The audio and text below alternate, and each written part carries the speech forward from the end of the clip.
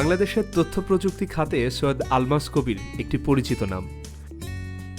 সংগঠক হিসেবেও junior chamber international Bangladesh, saint Joseph old boys foundation, American alumni অ্যাসোসিয়েশনেরও president ছিলেন।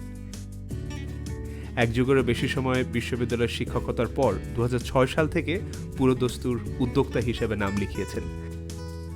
আরও অনেক দায়িত্ব পালনের পাশাপাশি বর্তমানে মেট্রোনেট বাংলাদেশ লিমিটেডের একজন অংশীদার এবং প্রধান নির্বাহী কর্মকর্তা। বর্তমানে তিনি বেসিসের প্রেসিডেন্টও।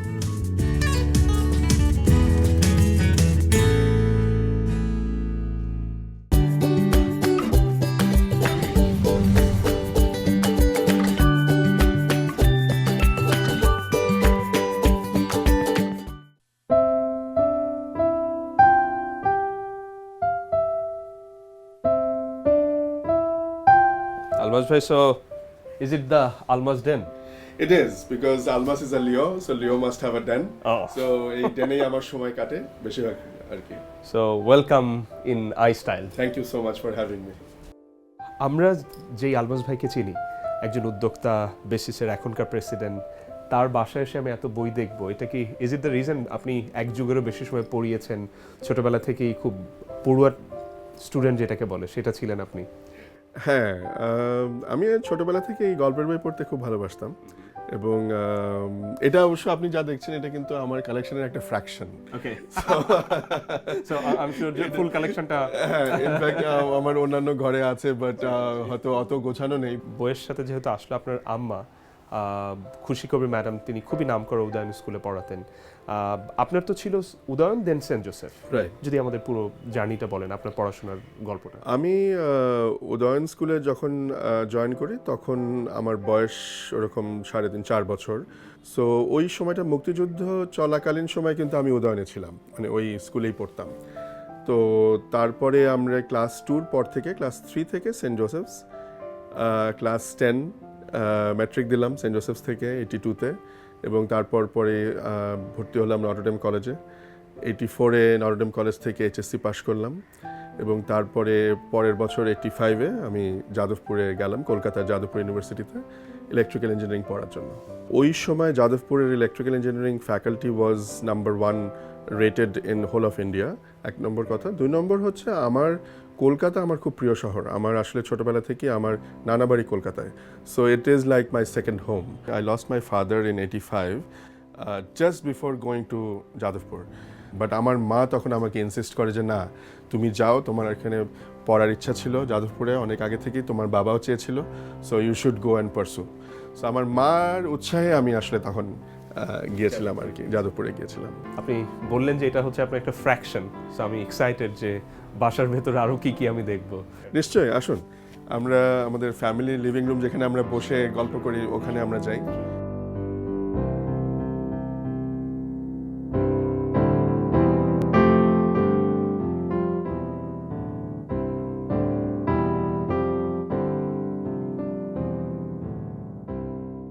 আপনার বিয়ে হলো 1990 সালে জয়া ভাবির সাথে। আপনি একটু দুঃখ নিয়ে বলছিলেন যে আগে পরিচয় ছিল না।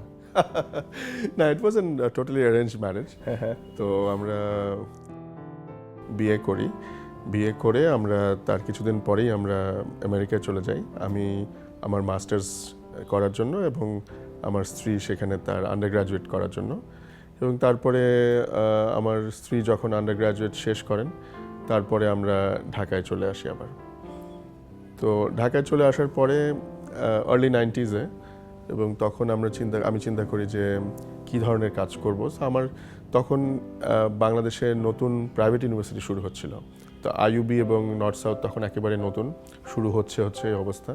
সো সেই অবস্থায় আমি IUB-তে জয়েন করি, এবং তারপরে 2006 থেকে 2006-এর 1 জানুয়ারি থেকে আমি পুরোপুরি একাডেমিয়া বাদ দিয়ে ইন্ডাস্ট্রিতে প্রবেশ করি। আপনি IUB-তে 12 বছর পড়ানোর পরে নর্থ সাউথে আরও 1 বছর পড়ালেন, 13 বছর, লম্বা সময়। এরপরে কেন মনে হলো যে শিক্ষকতা আসলে আপনার জন্য না, বরং ইন্ডাস্ট্রি যেখানে অনেক চ্যালেঞ্জ আছে, অনেক আনসার্টেনিটি ফেস করতে হয় প্রতিনিয়ত, সেখানে আপনি গেলেন কেন? যেহেতু আমাদের দেশে ইউনিভার্সিটিগুলোতে রিসার্চ হয় না, নতুন নতুন কিছু শেখার অবকাশটা কিন্তু অনেক কম, সো সেইখানে একটা মনোটনি চলে এসেছিল আমার মধ্যে। ইন্ডাস্ট্রিতে এসে কিন্তু আমি পুরো একটা নতুন একটা চ্যালেঞ্জের সম্মুখীন হলাম। আমাকে টার্গেট মিট করতে হচ্ছে, আমাকে এতগুলো মানুষের বেতন মাসের শেষে এনশিওর করতে হচ্ছে, আমাকে কিভাবে একটা ডিল উইন করা যায়, একটা টেন্ডারকে উইন করা যায়, কম্পিট করতে হয়। সো এই যে চ্যালেঞ্জটা আমি একটা আবার নতুনভাবে পেলাম, এবং এই চ্যালেঞ্জটা কিন্তু it's a never ending challenge, আপনি জানেন ইন্ডাস্ট্রিতে, এবং এই চ্যালেঞ্জটা এখনও রয়েছে। সো এই জিনিসটা আমি ইন্ডাস্ট্রিতে এসে এটা এনজয় করা শুরু করলাম, এবং যেটা এখনও করছি। আপনি বলছিলেন যে মেট্রোনেট আপনার যেটা কোম্পানি, এটা হলো আপনি আর আপনার একটা বন্ধু জাস্ট কোনো একটা জায়গাতে প্ল্যান করছিলেন, সেটাই দ্যাট বিকেম বেসিক্যালি মেট্রোনেট। আইইউবি তখন ছিল বাড়িধারাতে, এবং অনেকগুলো বাড়ি নিয়ে, ইন্ডিভিজুয়াল বাড়ি নিয়ে পুরো ইউনিভার্সিটিটা ছিল। সো আমি বাড়িধারার 5টা বাড়িকে আমি ফাইবার অপটিক দিয়ে কানেক্ট করি, এবং ওইটাই বলতে পারেন যে ফার্স্ট প্রোটোটাইপ। এবং তারপরে ওই জিনিসটাই পুরো ঢাকা শহরে এবং এখন বর্তমানে সারা বাংলাদেশে আমাদের মেট্রোনেটের ফাইবার অপটিক এখন ছড়িয়ে গেছে আর কি। মেট্রোনেটের এই সাকসেস স্টোরিটা তো আপনি বলছিলেন যে আপনি আমাকে মেট্রোনেটে নিয়ে যাবেন, সো ওখানে গিয়ে কথা বলবো যে আমরা শেরেবাংলাকে ফজলুল হক আপনার দাদা ছিলেন, আর আপনার হচ্ছে 2 ছেলে মেয়ে, আর blessed with 2 kids, Ayman, Alina. ওদের সম্পর্কে আমাদের একটু বলেন। আমার ছেলে বড়, Ayman has just graduated from Wesleyan university, Connecticut থেকে, ইউএসএ থেকে। ইকোনমিক্সে পড়াশোনা করেছে সে, এবং এখন সে বাংলাদেশে ফিরে এখানে একটি মাল্টিন্যাশনাল কোম্পানিতে কাজ করছে। এবং আমার মেয়ে আলিনা, ও এখন কানাডার মন্ট্রিয়ালে পড়ছে, কনকর্ডিয়া ইউনিভার্সিটিতে, এনভায়রনমেন্টাল সায়েন্স নিয়ে, এখন সেকেন্ড ইয়ারে আছে। তো এমনি চলেন, আমরা মেট্রোনেট নিয়ে কথা বলছিলাম, আমরা একটু মেট্রোনেট ঘুরে আসি। শিওর, শুরু করবো এখন? হ্যাঁ, জি।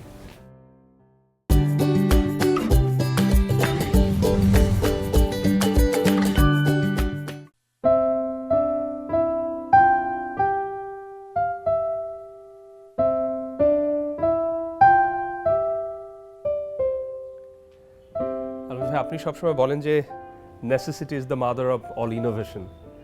সো আমাদের তো অনেক প্রয়োজন আছে, নেসেসিটি অনেক, তো আমাদের লোকাল ইনোভেশন কি সেরকম হচ্ছে আলমাজ ভাই? যতটা হওয়া দরকার ততটা হচ্ছে না।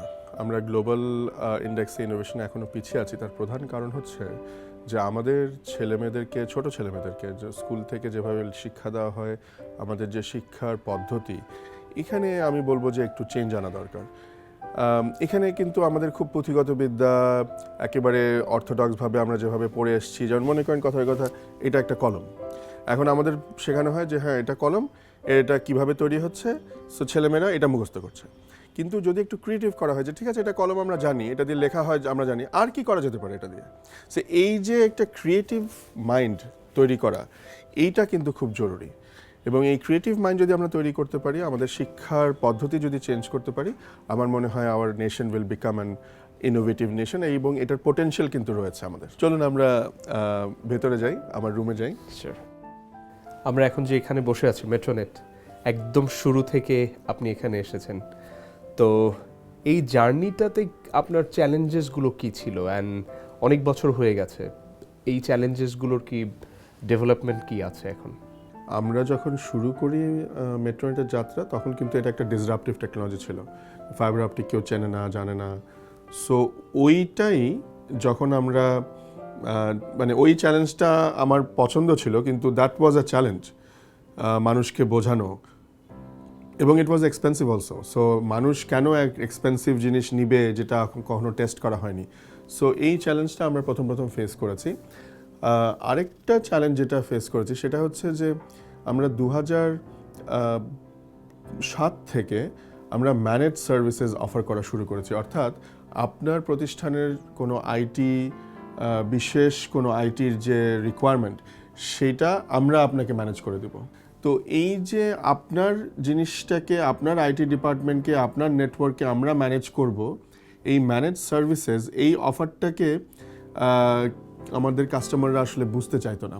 তারা ভাবতো যে আমি যদি দেই আরেকজনকে ম্যানেজ করতে, তাহলে তো আমার সব সিক্রেট আউট হয়ে যাবে, স্পেশালি ব্যাংকস। কিন্তু আমরা একটি মানে সবচেয়ে বড় ব্যাংক, সোনালী ব্যাংকের পুরো আইটি, তাদের যে ডেটা সেন্টার এবং নেটওয়ার্ক, এই পুরোটাকে আমরা ম্যানেজ সার্ভিস দিতে সক্ষম হই 2007 থেকে, এবং এখনও আমরা সেটা ম্যানেজ করে আসছি। সো এইটা কিন্তু এখন আপনার বলতে পারেন এটা কিন্তু একটা ওয়ার্ল্ডের একটা গ্লোবাল ট্রেন্ড। যে আউটসোর্স করা। আমরা কিন্তু খুব শীঘ্রই দেখতে পারবো আর্টিফিশিয়াল ইন্টেলিজেন্সের ব্যবহার খুব বেড়ে যাচ্ছে, virtual reality, augmented reality, blockchain, robotics, এগুলো কিন্তু ব্যবহার কিন্তু বেড়ে যাবে। এবং এগুলো কিন্তু শুধু আমি আইসিটি ইন্ডাস্ট্রির কথা বলছি না, আমি সমস্ত ইন্ডাস্ট্রির কথা বলছি, অন্যান্য ইন্ডাস্ট্রি, বিশেষ করে আমাদের যে লেবার ইন্টেন্সিভ যে আমাদের industry, RMG industry, garments industry, এখানে কিন্তু 4.0 ইন্ডাস্ট্রি 4.0 একটা বড় প্রভাব পড়তে যাচ্ছে। এবং একবার যদি রোবটসরা এসে রোবট দিয়ে আমাদের কাপড় কাটা, কাপড় সেলাই করা এগুলো শুরু হয়ে যায়, তাহলে কিন্তু আমাদের যে 50 লক্ষ মেয়েরা এখানে কাজ করে সেখানে কিন্তু একটা বিরাট প্রবলেম সৃষ্টি হবে, একটা আনএমপ্লয়মেন্টের প্রবলেম সৃষ্টি হবে। এখন তাহলে কি করা দরকার? আমার মতে এই যে ইন্ডাস্ট্রি 4.0 মোকাবেলা করার জন্য যে স্কিলগুলো, অর্থাৎ রোবটিক্স বা আর্টিফিশিয়াল ইন্টেলিজেন্স বা ব্লকচেন ইত্যাদি, এআর, ভিআর ইত্যাদি, এই বিষয়গুলোতে আমাদের এখনই নজর দিতে হবে এবং এখনই আমাদেরকে দক্ষ জনশক্তি তৈরি করে ফেলতে হবে। স্কিল নেশন যেটার কথা বললেন, এটার জন্য যে প্রস্তুতি থাকা দরকার সেটা আছে কিনা, এবং গ্রাউন্ডের যেই অবস্থাটা, কোন অবস্থায় আছি? আপনি নিজে বেসিসের প্রেসিডেন্ট, 20 বছর ধরে, 21 বছর ধরে বেসিস আমাদের দেশে আছে, আপনি 10ম প্রেসিডেন্ট। আপনারা কতটুকু অবদান রেখেছেন এই পুরো জার্নিটাতে? প্রথম কথা, আইসিটি ইন্ডাস্ট্রিকে একটা ইন্ডাস্ট্রি হিসাবে রেকগনিশন দেওয়া হয়েছে। এই ইন্ডাস্ট্রিতে এখন আপনি জানেন যে সমস্ত যে কোম্পানিগুলো আছে প্রত্যেককে ট্যাক্স এক্সেমশন দেওয়া হয়েছে 2024 পর্যন্ত।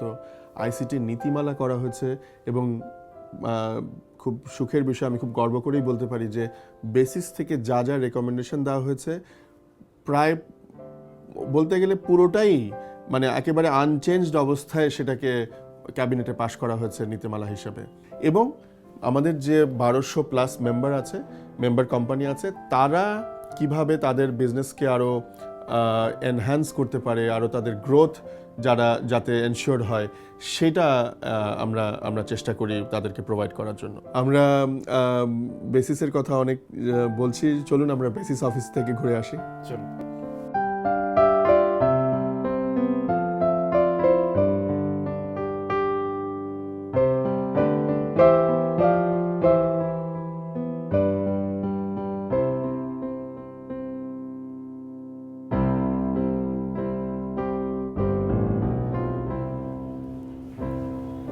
বেসিসে আপনাদের জার্নি শুরু হয়েছিল 1998 সাল থেকে।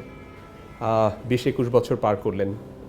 আমাদের জন্য, দেশের জন্য, আইটি সেক্টরের জন্য আপনাদের কতটুকু অবদান রাখতে পেরেছেন আপনারা? বেসিসের দুটা প্রধান অবজেক্টিভ। এক নম্বর হচ্ছে যে সরকারের সাথে পলিসি অ্যাডভোকেসি করা, নেগোসিয়েশন করা, যে আমাদের ইন্ডাস্ট্রির স্বার্থ যেখানে বজায় থাকে সেটা যাতে সরকারের নীতিমালায় সেটা পরিস্ফুটিত হয়, সেটা আমরা এনশিওর করার চেষ্টা করি। আর 2 নম্বর হচ্ছে যে আমাদের যারা মেম্বার কোম্পানিগুলো আছে তাদের ব্যবসাকে আরও কিভাবে গ্রো করানো যায়, কিভাবে এনহ্যান্স করানো যায়, সেটা আমরা চেষ্টা করি। তো আমি দায়িত্ব নেওয়ার পরপরই যেটা শুরু করলাম, যে আমরা লক্ষ্য করেছি যে আমাদের বেশিরভাগ মেম্বার কোম্পানিগুলো কিন্তু আয়তনে ছোট অথবা কম বয়স, অর্থাৎ হয়তো 3 থেকে 5 বছর বয়স কোম্পানিগুলোর, সো খুব ইয়াং কোম্পানিজ। সো এই কোম্পানিগুলোর একটা প্রয়োজন রয়েছে, একটা তাদের একটু কি বলবো হ্যান্ড হোল্ডিংয়ের, একটা সাপোর্ট সিস্টেমের। সো এইটা আমরা একটা গ্রোথ ইকোসিস্টেম তৈরি করেছি, যেই গ্রোথ ইকোসিস্টেমের আন্ডারে আমরা এই কোম্পানিগুলোকে সাহায্য করছি তারা কিভাবে সুলভ মূল্যে একটা অফিস স্পেস পেতে পারে, অথবা তাদের ক্যাপাসিটি ডেভেলপমেন্ট যাতে হতে পারে, যে টেকনিক্যালি হয়তো ভালো কিন্তু ম্যানেজমেন্ট স্টাইল হয়তো তাদের ভালো না, সো তাদেরকে আমরা ট্রেনিংয়ের ব্যবস্থা করছি। আমরা ব্যাংকের সাথে এবং নন ব্যাংকিং ফাইন্যান্সিয়াল ইনস্টিটিউটের সাথে কিছু এমওইউ করেছি, যার আন্ডারে আমাদের মেম্বার কোম্পানিরা কিছুটা হলেও ফাইন্যান্সিংয়ের সাহায্য পাচ্ছেন, অর্থায়নের সাহায্য পাচ্ছেন।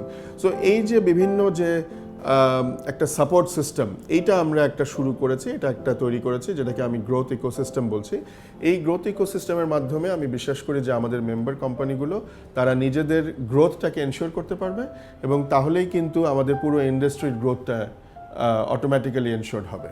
বেসিস প্রেসিডেন্ট হিসেবে আপনি যেই রোলটা প্লে করছেন, আপনারা যে রোলটা প্লে করছেন দেশের ভেতরে, এটা খুবই চমৎকার। কিন্তু একই সাথে আমরা অনেক জায়গা থেকে শুনেছি যে আমাদের যারা স্টার্ট আপ কোম্পানিগুলো আছে, ওরা যখন ইন্টারন্যাশনাল ভিসিদের কাছে যায়, একটা বড় চ্যালেঞ্জ হয়ে দাঁড়ায় যে বাংলাদেশকে আগে সেল করতে হয়। সো এই জায়গাতে আপনারা যেহেতু সরকারের সাথে খুবই কানেক্টেড, বাংলাদেশকে ব্র্যান্ডিং করা আর পজিশনিংয়ের কোন জায়গাতে আমাদের থাকা দরকার, এটা নিয়ে কি আপনারা কিছু করছেন কিনা? আমি বলবো যে বাংলাদেশের ব্র্যান্ডিং আমরা এতকাল যেভাবে করে এসেছি, এখন আমাদের এখানে একটু চেঞ্জ আনতে হবে। আমি নিজেও যখন এর আগে বিদেশে গেছি, বিভিন্ন কনফারেন্সে গেছি, ফেয়ারে গেছি এবং আমি কোনো প্রেজেন্টেশন দিয়েছি, সেখানে কিন্তু আমি বলেছি যে বিদেশিদেরকে যে তোমরা বাংলাদেশে আসো, বাংলাদেশে এসে তোমরা এখানে অনেক সস্তায় কাজ করিয়ে নিয়ে যেতে পারবে, এখানে বাড়ি ভাড়া সস্তা, স্যালারি সস্তা। কিন্তু আমার মনে হয় এখন আর এই দিনটা নেই। সো গত 1 বছর ধরে কিন্তু আমি এই কথাগুলো আর বলছি না। আমি বলছি যে তোমরা আসো, বিদেশে গেলে আমি বলছি তোমরা আসো, এসে এখানে কোয়ালিটি কাজ করিয়ে নিয়ে যেতে পারবে তোমরা। আমি আর বলছি না তোমরা সস্তায় কাজ করাতে পারবে, আমি বলছি তোমরা এসে ভালো কাজ করাতে পারবে। মানে আমার জ্যাক অফ অল ট্রেডস হওয়ার দরকার নেই। আমার 1-2টা এরিয়াতে উই শুড বি নাম্বার 1। অর্থাৎ পৃথিবীর যে কোনো জায়গায় যদি কেউ চিন্তা করে যে গ্রাফিক্সের কাজ কোনো করাতে হবে, তখন মনে করবে আচ্ছা বাংলাদেশ থেকে কাজটা করাই, বিকজ বাংলাদেশের ছেলেমেয়েরাও গ্রাফিক্সে খুব ভালো। সো এই জাতীয় ব্র্যান্ডিং আমাদের করা দরকার, খুব স্পেসিফিক ব্র্যান্ডিং। আপনি বলছিলেন যে ইয়াংস্টার, আসলে যারা ইয়াংস্টার আছে এখন দেশে, অলরেডি শুরু করেছে কিংবা আসতে চায়, তাদের জন্য অপরচুনিটি কতটুকু, এবং তারা যদি এই গ্লোবাল মার্কেটে নিজেদেরকে স্ট্যাবলিশ করতে চায়, তাদের কি কোয়ালিটিস থাকা উচিত?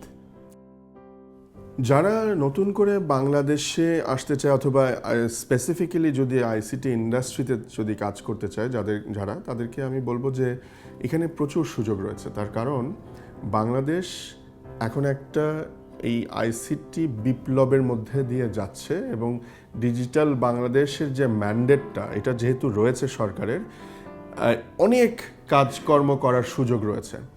আমাদের ডিজিটাল লাইফস্টাইল কিন্তু অলরেডি আমরা শুরু করে দিয়েছি একটু একটু করে। আপনি দেখছেন যে আমরা মোবাইল অ্যাপের মাধ্যমে আমরা ট্যাক্সি ডাকছি, খাবার অর্ডার করছি, কাপড় জামা কিনছি, টাকা লেনদেন করছি। সো অলরেডি কিন্তু ডিজিটাল লাইফস্টাইল শুরু হয়েছে। এইটা কিন্তু একটা বিশাল বুম হতে যাচ্ছে আগামী কয়েক বছরের মধ্যে।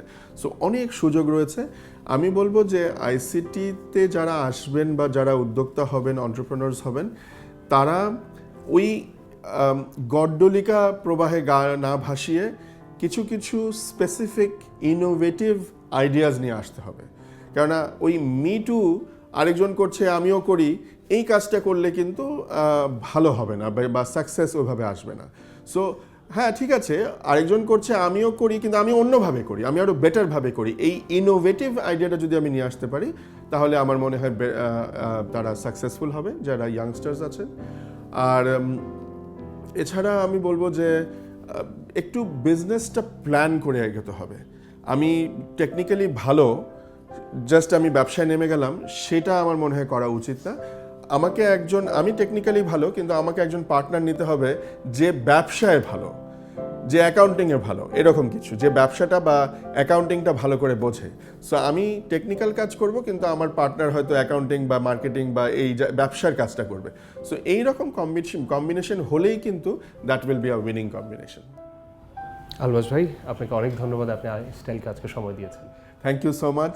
আইস্টাইলকে ধন্যবাদ, আইস্টাইলের সকল দর্শককে অনেক অনেক ধন্যবাদ। ধন্যবাদ। বাংলাদেশ যে আইসিটি শিল্পে একটা বড় বিপ্লবের ভেতর দিয়ে যাচ্ছে, সেই বিপ্লবে আমরা যদি সামিল হতে চাই, আমাদের নির্দিষ্ট কিছু বিষয়ে আমাদের দক্ষতা অর্জন করতে হবে, এবং এই দক্ষতা অর্জনের মাধ্যমেই আমরা আমাদের অভীষ্ট লক্ষ্যে পৌঁছাতে পারবো, সেরকমই আমরাও বিশ্বাস করি। পরের পর্বে অন্য কোনো অতিথিকে নিয়ে দেখা হবে। Till then, I wish a very good week. Good bye.